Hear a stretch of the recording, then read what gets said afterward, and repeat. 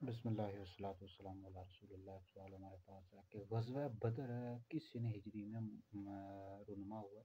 غزوہ بدر یہ 2 ہجری اور 17 رمضان مبارک اور جمعہ کا دن تھا، اور اس کو قرآن مجید میں یوم الفرقان یوم الفرقان کہا گیا۔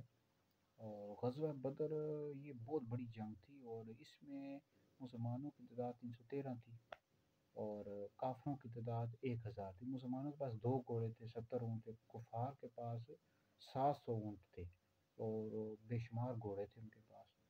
بہرحال کفار کے پاس بہت زیادہ لشکر بھی تھا، ان کے پاس جنگی سامان بھی بہت زیادہ تھا۔ مسلمانوں کے پاس جنگی سامان اتنا زیادہ نہیں تھا، لیکن مسلمانوں کا جو بھروسہ ہوتا ہے نا وہ اللہ رسول پر ہوتا ہے، ایمان مضبوط ہوتا ہے۔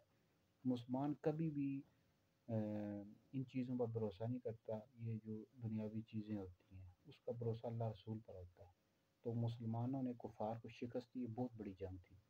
مزید اگر آپ نے مطالعہ کرنا ہو تو جتنی بھی کتابیں دینی ان میں آپ کو اس حوالے سے معلومات مل جائیں گی۔